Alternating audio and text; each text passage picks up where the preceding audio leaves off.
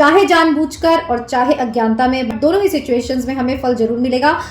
अब आप ये कह सकते हैं कि अगर अनजाने में हमसे कोई गलती हो गई तो हमें इसका फल क्यों मिलना चाहिए। तो देखिए, अगर अनजाने में किसी का मर्डर हो जाता है, भले ही आपने वो किसी भी कारण किया हो, तो क्या कानून आपको छोड़ देगा? तो जब जगत का ही कानून आपको नहीं छोड़ता तो ईश्वरीय कानून तो और भी ज्यादा सख्त होता है। इसलिए कहते हैं पूरी गीता में कर्म कैसे आपको करने चाहिए इसी पर जोर दिया गया है, ताकि अभी आप कर्म कर लें और बाद में फिर रोना धोना नहीं हो कि हमारे साथ ये क्यों हो रहा है, हम क्यों दुखी हैं, हमें कोई धोखा देके क्यों जा रहा है, हमें कोई छल के क्यों जा रहा है। तो भगवान ने कह दिया, काम के अतिरिक्त कोई अन्य कारण आपके प्रारब्ध को बनाने का नहीं है। हर दिन और प्रत्येक क्षण हमारे अंदर एक युद्ध चलता रहता है। वो युद्ध है दैवी और आसुरी शक्तियों का युद्ध। हर पल जीवन के हर रास्ते पर हमें सही और गलत रास्ते का चुनाव करना पड़ता है, और यही वो रास्ते हैं जो हमारी मंजिल तक हमें पहुंचाते हैं। आप सोचना इस बात का है कि क्या आप सही रास्ता चुनते हैं या फिर गलत। Hey guys, welcome to my channel, it's me, मैं हूं, और आज हम गीता के 16वें अध्याय पर पहुंच गए हैं, जिसका की नाम है देवासुर संपद विभाग योग, यानी देव और असुर यानी positive forces and negative forces के बारे में आज हम इस अध्याय में श्री कृष्ण में क्या बताना चाहते हैं ये जानेंगे। और इसी को सुनने के साथ हम भी हमारा आकलन करेंगे कि क्या हम दैवीय शक्तियों से संचालित हैं या फिर आसुरी शक्तियों से। कहने का मतलब है, क्या हम दैवीय गुणों को अपने अंदर उजागर कर रहे हैं या फिर नेगेटिव फोर्सेस के वश में आकर जो मर्जी चाहे करते हैं, जिसको जो मर्जी आए बोलते हैं। और यदि आपका जीवन भी इसी अधर झूल में झूल रहा है तो यह अध्याय आपके लिए है, मेरे लिए है और हम सबके लिए है। गीता के 16वें अध्याय को शुरू करें उससे पहले गुरु को प्रणाम करते हैं, श्री कृष्ण को प्रणाम करते हैं और सभी दैवीय शक्तियों का आह्वान करते हैं, ताकि हम इस पाठ को निर्विघ्न पूर्वक पढ़ पाएं और समझ पाएं। और इस अध्याय की शुरुआत होती है श्री कृष्ण के वचनों से, और जैसे कि हम हमेशा करते हैं, इसके स्टार्टिंग श्लोक को हम संस्कृत में पढ़ेंगे, उसके बाद सिर्फ हम ट्रांसलेशंस पढ़ेंगे। तो यहाँ मैं देख रही हूँ स्टार्टिंग श्लोक्स की दो लाइन होती है, बट यहाँ 1 2 3 4 5 6 लाइन्स है। तो हम कोशिश करेंगे इसको संस्कृत में पढ़े, क्योंकि संस्कृत में पढ़ने का भी अपना एक अलग ही इम्पैक्ट होता है। संस्कृत शब्दों में वो शक्ति होती है, बट क्योंकि समय का अभाव होता है तो हम डायरेक्ट इसके ट्रांसलेशंस पढ़ते हैं। अभियम सत्व संशुद्धिर ज्ञान योग व्यवस्थितः दानम दमश्च यज्ञश्च स्वाध्याय तप आर्जवम अहिंसा सत्यम क्रोधस्त्यागः शांतिर्पैशुनम दया भूतेष्वलोलुप्त्वम मार्दवम हीर चापलम तेजः क्षमा धृतिः शौचम द्रोहो नातिमानिता भवन्ति संपदम दैवी मभिजातस्य भारत। अब इसका ट्रांसलेशन हम समझने की कोशिश करते हैं। भगवान ने कहा, हे भरत पुत्र, निर्भयता, आत्मशुद्धि, आध्यात्मिक ज्ञान का अनुशीलन, दान, आत्मसंयम, यज्ञपरायणता, वेदाध्ययन, तपस्या, सरलता, अहिंसा, सहिष्णुता, सत्यता, क्रोध विहीनता, त्याग, शांति, छिद्रान्वेषण में अरुचि, समस्त जीवों पर करुणा, लोभ विहीनता, भद्रता, लज्जा, संकल्प, क्षमा, धैर्य, पवित्रता, ईर्ष्या तथा मान की अभिलाषा से मुक्ति, ये सारे दिव्य गुण हैं जो दैवीय प्रकृति से संपन्न देवतुल्य पुरुषों में पाए जाते हैं। क्योंकि यहाँ देवासुर स्वभाव की बात हो रही है, तो यहाँ पहले भगवान ने बताया है कि जो दैवीय प्रवृत्ति के लोग होते हैं उनके क्या क्या गुण होते हैं। तो बहुत ही ईजी है कि वो कैसे से, ध्यान से, स्वाध्याय से, क्षमा से, धैर्य से, पवित्रता से, जिसमें ईर्ष्या नहीं होती, जिसमें सम्मान की अभिलाषा नहीं होती, लोभ विहीनता होती है, जो भद्रता का व्यवहार करता है, जिसमें लज्जा होती है, जो व्यवहार करने में रेस्पेक्टफुली सबसे व्यवहार करता है, ऐसा जो पुरुष होता है उसमें दैवीय गुण पाए जाते हैं। और आगे चलते हैं। हे पृथापुत्र, दंभ, दर्प, अभिमान, क्रोध, कठोरता तथा अज्ञान ये आसुरी स्वभाव वालों के गुण हैं। तो यहाँ भगवान ने दंभ यानी अहंकार, अभिमान, दर्प, क्रोध और कठोरता, कि हम दूसरों के प्रति कैसे कठोर हो जाते हैं। अपनों के प्रति तो हम बहुत कोमल रहते हैं, किसी ने कोई गलती कर दी तो हम उसे माफ कर देते हैं, बट जब बात दूसरों की आती है तो हम कठोर हो जाते हैं कि हम इसको क्षमा नहीं कर सकते। तो ऐसा जो कठोर व्यक्ति होगा और जो अज्ञानी होगा, जो वेदाध्ययन नहीं करेगा, जो अपनी बुद्धि का सही उपयोग नहीं करेगा, ये सारे गुण जो श्री कृष्ण है वो कहते हैं ये सारे जो हैं वो आसुरी गुण हैं। दिव्य गुण मोक्ष के लिए अनुकूल है और आसुरी गुण बंधन दिलाने के लिए है। हे पांडुपुत्र, तुम चिंता मत करो, क्योंकि तुम दैवीय गुणों से युक्त होकर ही जन्मे हो। अब यहाँ अर्जुन की पात्रता भी है, तभी तो वो भगवत गीता सुन रहा है। तो भगवान ने कहा कि ये जो सारे गुण मैंने बताए, तो कुछ लोग दैवीय गुणों के अनुकूल चलते हैं तो उनको मोक्ष की प्राप्ति होती है, और जो आसुरी गुणों से युक्त होते हैं उनके जो हर कर्म होते हैं वो बंधन में बांधने वाले होते हैं। क्यों? क्योंकि वो बुरा कर्म कर रहे हैं तो वो फल तो उनको मिलेगा ही। तो इस तरह वो बंधन में है। और जो अपनी बुद्धि से, वेदाध्ययन से, अच्छे स्वभाव से इस जीवन को जीता है वो मोक्ष की यानी मुक्ति की ओर जाता है। कहते हैं कि हे अर्जुन, तुम तनिक भी चिंता मत करो, क्योंकि तुम जन्म से ही इन सभी दैवीय गुणों से युक्त हो। आगे चलते हैं। हे पृथापुत्र, संसार में सृजित प्राणी दो प्रकार के हैं, दैवी तथा आसुरी। मैं पहले से ही विस्तार में तुम्हें दैवी गुण बतला चुका हूँ। अब मुझसे आसुरी गुणों के विषय में सुनो। तो दैवी गुण तो भगवान ने बहुत सारे बता ही दिए हैं। अब वो कहते हैं, हे अर्जुन, अब तुम आसुरी गुण के बारे में सुनो और साथ साथ हम भी सुनते हैं और अपना आकलन करते हैं कि जब हम इस जीवन में बहे जा रहे हैं, जिए जा रहे हैं, मैं कहती हूँ बेहोशी में जिए जा रहे हैं, अपने कर्मों को कर रहे हैं, ऑफिस जा रहे हैं, लोगों से वार्तालाप कर रहे हैं, जो मन में आए वो बोल रहे हैं, तो यहाँ हम भी अपना विश्लेषण कर सकते हैं कि क्या हमें दैवीय गुणों की प्रधानता है या फिर आसुरी गुणों की। तो वे कहते हैं जो आसुरी है वे ये नहीं जानते कि क्या करना चाहिए और क्या नहीं करना चाहिए। जैसे कि मैंने कहा, बेहोशी में ही अपना जीवन जी रहे हैं, तो उनमें ना तो पवित्रता, ना उचित आचरण और ना ही सत्य पाया जाता है। तो ऑब्वियसली जो भी आसुरी शक्तियों के अधीन होंगे उनमें सबसे पहले पवित्रता नहीं होगी। जिनमें भी आसुरी गुण की प्रधानता होगी उन्हें यह नहीं पता होता कि क्या करना है क्या नहीं करना है, मतलब वो बुद्धि का उपयोग नहीं करते और वे किसी के साथ उचित आचरण नहीं करते, ना उनमें सत्य की प्रधानता होती है और ना ही वे पवित्र होते हैं। आगे वे कहते हैं कि यह जगत मिथ्या है, उसका कोई आधार नहीं है और इसका नियमन किसी ईश्वर द्वारा नहीं होता। उनका कहना है कि कामेच्छा से उत्पन्न और काम के अतिरिक्त अन्य कोई कारण नहीं है। अब देखिए, श्री कृष्ण जो है वो यहाँ कह रहे हैं कि ईश्वर का हमारे जीवन से कोई लेना देना नहीं है। जैसे कि पिछले अध्यायों में हमने सुना, श्री कृष्ण कहते हैं कि मैंने सबको फ्री विल दी है। अब ये चुनाव आपका है कि आप अपनी डेस्टिनी कैसे बनाते हैं। और ये डेस्टिनी कैसे बनती है? काम इच्छा से, कि हम सोचते हैं हमें ये काम करना है, हमें ये चीज़ पानी है, फिर उससे पाने के लिए हम जो कर्म करते हैं वो कर्म ही हमें फल की ओर ले जाता है और यही हमारी डेस्टिनी बनाता है। तो इसलिए भगवान ने साफ साफ कहा है कि ये जगत मिथ्या है। मिथ्या मीन्स यूजलेस नहीं है। मिथ्या मीन्स इस जगत में कुछ भी पाने योग्य नहीं है। इस जगत का उपयोग श्री कृष्ण की ओर बढ़कर मुक्ति के रास्ते चलने का है। बट हम क्या करते हैं? इस जगत में ही उलझ कर रह जाते हैं और श्री कृष्ण को भूल जाते हैं और अपनी इच्छाओं की पूर्ति करने के लिए हम गलत कर्मों में संलग्न हो जाते हैं, चाहे जानबूझकर और चाहे अज्ञानता में। दोनों ही सिचुएशंस में हमें फल जरूर मिलेगा। अब आप ये कह सकते हैं कि अगर अनजाने में हमसे कोई गलती हो गई तो हमें इसका फल क्यों मिलना चाहिए? तो देखिए, अगर अनजाने में किसी का मर्डर हो जाता है, भले ही आपने वो किसी भी कारण किया हो, तो क्या कानून आपको छोड़ देगा? तो जब जगत का ही कानून आपको नहीं छोड़ता तो ईश्वरीय कानून तो और भी ज्यादा सख्त होता है। इसलिए कहते हैं पूरी गीता में कर्म कैसे आपको करने चाहिए इसी पर जोर दिया गया है, ताकि अभी आप कर्म कर लें और बाद में फिर रोना धोना नहीं हो कि हमारे साथ ये क्यों हो रहा है, हम क्यों दुखी हैं, हमें कोई धोखा देके क्यों जा रहा है, हमें कोई छल के क्यों जा रहा है। तो भगवान ने कह दिया, काम के अतिरिक्त कोई अन्य कारण आपके प्रारब्ध को बनाने का नहीं है। आगे भी कहते हैं, ऐसे निष्कर्षों का अनुगमन करते हुए आसुरी लोग जिन्होंने आत्मज्ञान खो दिया है और जो बुद्धिहीन तथा अनुपयोगी एवं भयावह कार्यों में प्रवृत्त होते हैं, जो संसार का विनाश करने के लिए होता है। और ऐसे आसुरी प्रवृत्तियों वाले जो लोग होते हैं, अब आसुरी मतलब नेगेटिव फोर्सेस, कुछ भी आप में छल, कपट, अपवित्रता है तो ये सब आसुरी मतलब राक्षसों वाले गुण है। तो हमारे अंदर देवासुर संग्राम चलता रहता है, यानी दैवीय गुण और आसुरी गुणों में निरंतर युद्ध चलता रहता है और जीतता कौन है इस पर तो नजर आपको ही रखनी पड़ेगी। तो भगवान ने कहा है जो बुद्धिहीन होते हैं वो ही ऐसे भयावह कार्यों में लगते हैं और फिर उनका फल भोगते हैं।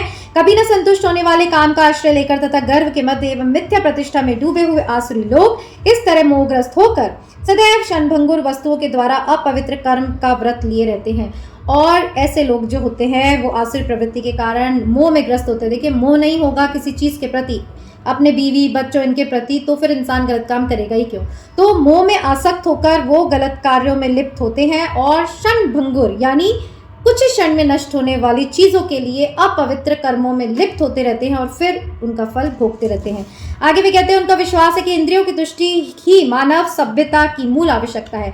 अब मूल आवश्यकता क्या है? बेसिक नेसेसिटी, नीड अगर हम हमारे जीवन की बोले तो इंद्रियों की तृप्ति, हमारी जो 5 सेंसेस हैं उन्हीं की तृप्ति में हम हमारा जीवन लगा रहे हैं। इस प्रकार मरण काल तक उनको अपार चिंता होती रहती है। वे लाखों इच्छाओं के जाल में बंधकर तथा काम और क्रोध में लीन होकर इंद्रिय तृप्ति के लिए अवैध ढंग से धन संग्रह करते हैं और इसी इंद्रिय तृप्ति के लिए वो मोह में पड़कर अपनी अनंत इच्छाओं की पूर्ति के लिए मृत्यु तक यानी मरने तक अपने इन अपवित्र कर्मों को करते रहते हैं और उन्हें अंत तक ये चेतना ही नहीं आती कि वो अपने लिए कैसा दुख क्रिएट कर रहे हैं, कैसी डेस्टिनी क्रिएट कर रहे हैं कि अगले जन्म में जब इसका फल मिलेगा तब वो रोएंगे और तब उनको बचाने वाला कोई नहीं होगा, क्योंकि वो ऐसी डेस्टिनी खुद अपनी फ्री विल से क्रिएट कर रहे हैं। क्योंकि आपको तो बुद्धि दी गई है ना कि किसी के एक भी आंसू निकालेंगे तो आपको 100 आंसू बहाने पड़ेंगे। आपको पता है, बुद्धि से पता है, नहीं पता है तो अभी सुन लीजिए, पता है फिर भी आप लोगों को रुलाएंगे, अपशब्द बोलेंगे, उनका दिल दुखाएंगे। क्यों?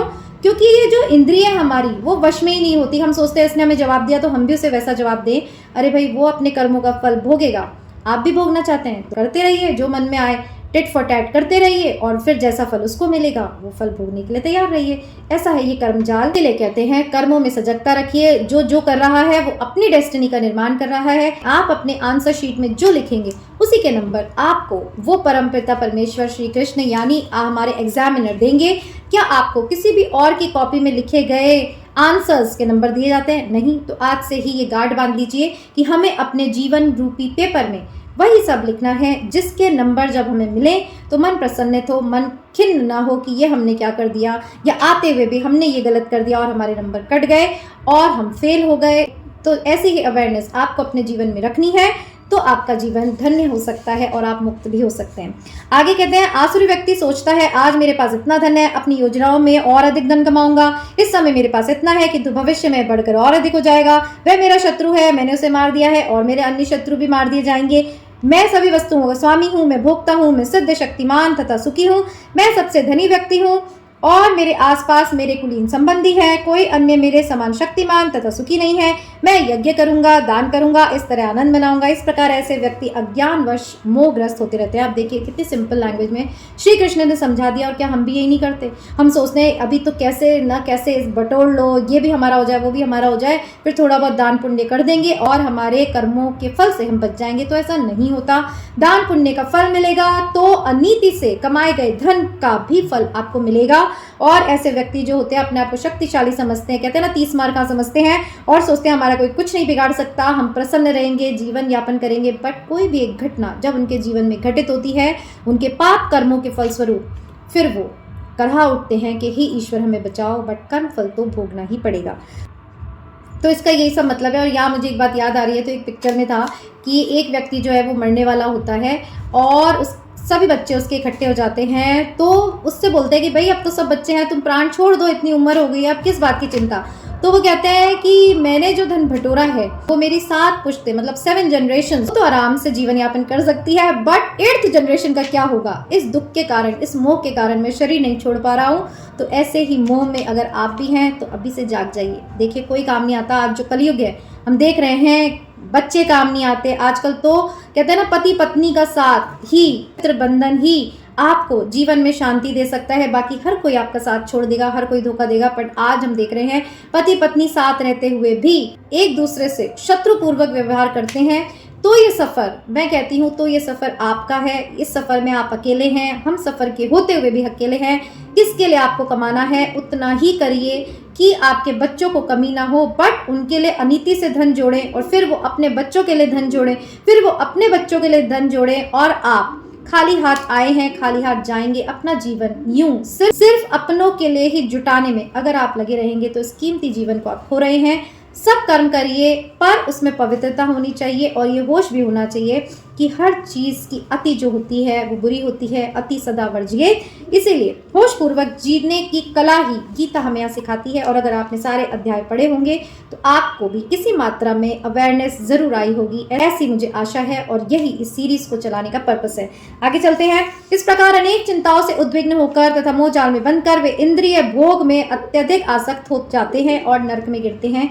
और फिर वो इसी तरह अपनी इच्छाओं की पूर्ति करते करते करते, अनीति के कर्म करते करते करते, इंद्रियों को तृप्त करते करते इतने आसक्त और मोहग्रस्त हो जाते हैं कि फिर वे नरक में गिरते हैं। नरक का मतलब कोई नरक ऊपर नहीं है। नरक का मतलब आप जिनके लिए कर रहे हैं वो आपको धोखा देके चले जाएंगे, बच्चे आपसे मुंह फेर लेंगे।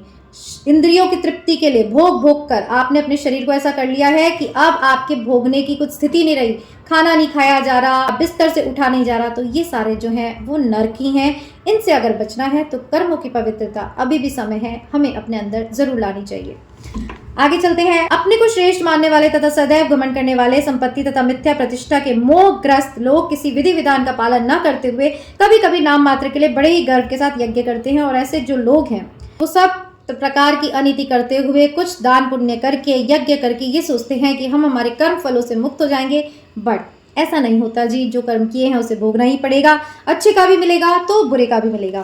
तो आगे श्री कृष्ण कहते हैं, मिथ्या अहंकार, बल, दर्प, काम तथा क्रोध में मोहित होकर आसुरी व्यक्ति अपने शरीर में तथा अन्यों के शरीर में स्थित भगवान से ईर्ष्या और वास्तविक धर्म की निंदा करने लगते हैं।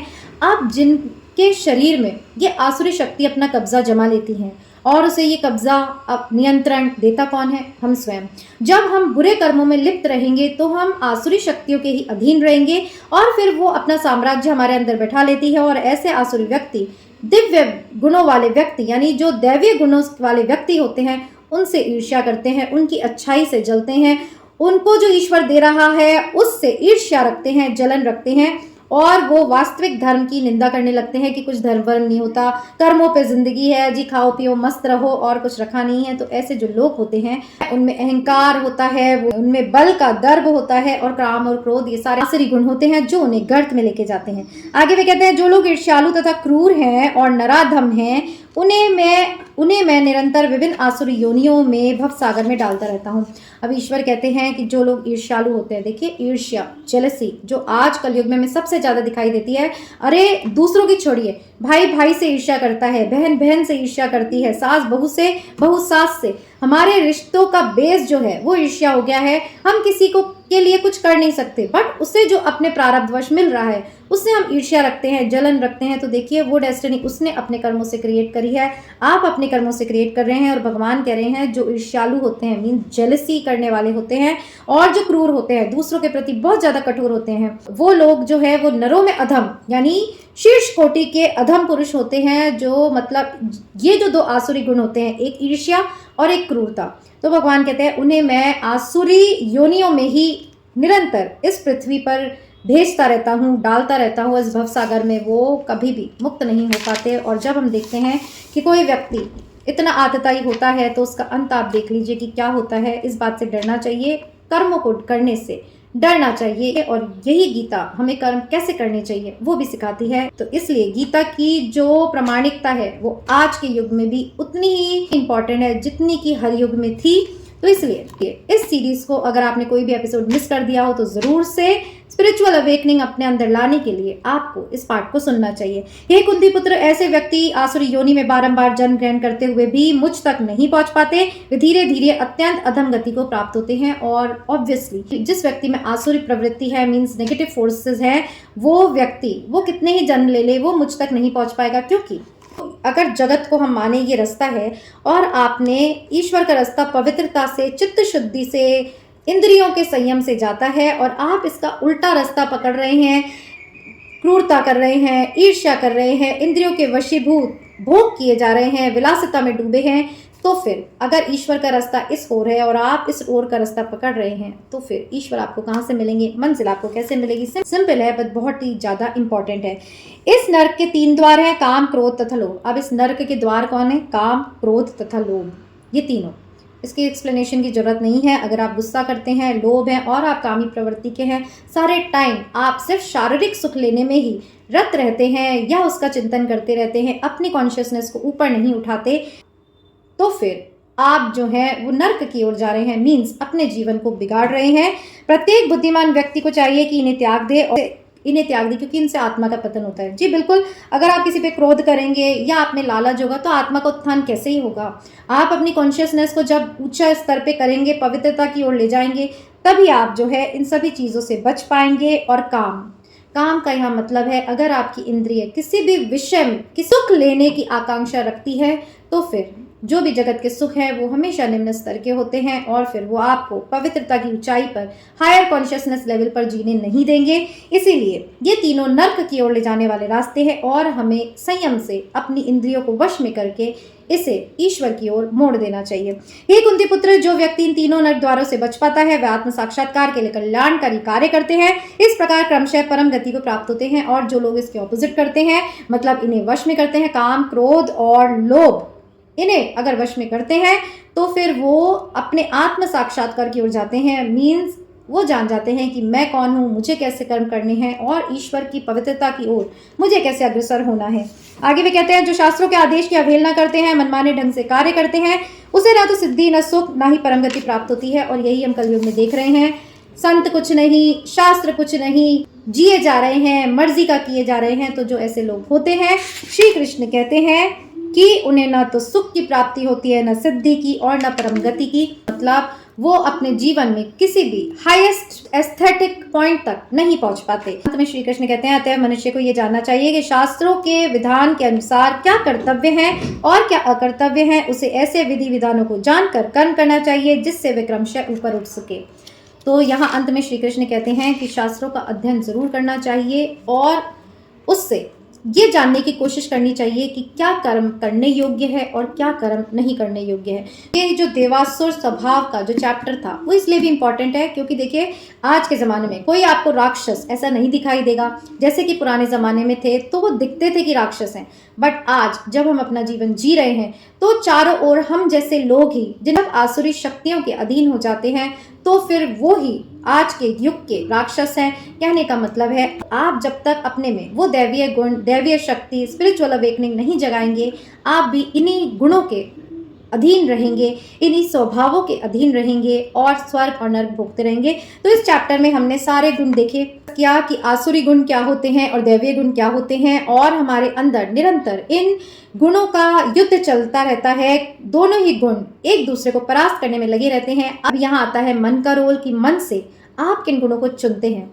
अगर आप सीधा सरल पवित्रता का रास्ता चुनते हैं तो आपके दैवीय गुण जीत जाते हैं और आप अगर लोभवश, मोहवश बुरे रास्ते को चुनते हैं तो आपके अंदर की आसुरी शक्तियां जीत जाती हैं और अट्टहास करती हैं कि वाह हम विजयी हुए और अब हम इसे हमारे ही साम्राज्य यानी नर्क में ले जाएंगे। तो ये सब सूचक मात्र है आपको समझाने के लिए कि नर्क क्या है, बुरे काम करेंगे तो जेल जाएंगे। चलिए जेल से आप बच भी गए तो भी जीवन में वो फल भोगने के लिए आपको संतान ऐसी मिल जाएगी, आपका धन कोई लूट के ले जाएगा तो यही जीते जी नर्क को भोगना है। आपको पत्नी ऐसी मिल जाएगी या पति ऐसा मिल जाएगा टॉर्चर करने वाला। तो जैसे ही आप अपने अंदर दिव्य कर्मों को जगाना शुरू करेंगे आपकी डेस्टिनी बदलती जाएगी। हर पल हम हमारी डेस्टिनी क्रिएट कर रहे हैं। अगर आप दिव्य गुणों को उजागर करेंगे तो आपकी डेस्टिनी सुंदर बनेगी और अगर आप आसुरी गुणों के वशीभूत होकर मर्जी आए जो करेंगे, लोगों को कष्ट पहुंचाएंगे, लोगों की हानि करेंगे, तो फिर गीता तो कहती है जो आप दे रहे हैं वो आपको मिलेगा, वो भी कैसे, अनंत गुना होकर। तो होप ये गीता का 16वां अध्याय आपको जरूर पसंद आया होगा और अपने अंदर एक चिंतन जरूर लाना चाहिए कि हम में किन गुणों की अधिकता है और अगर हम चाहते हैं आगे दुख ना भोगें तो जरूर से हमें विलफुली अपने अंदर निरीक्षण करना पड़ेगा कि हमारे अंदर जो युद्ध चल रहा है उसमें कौन सी शक्तियां जीत रही है। फिर मिलेंगे गीता के 17वें अध्याय में। इट्स मी, मैं हूं, पर टिल देन जय श्री कृष्ण।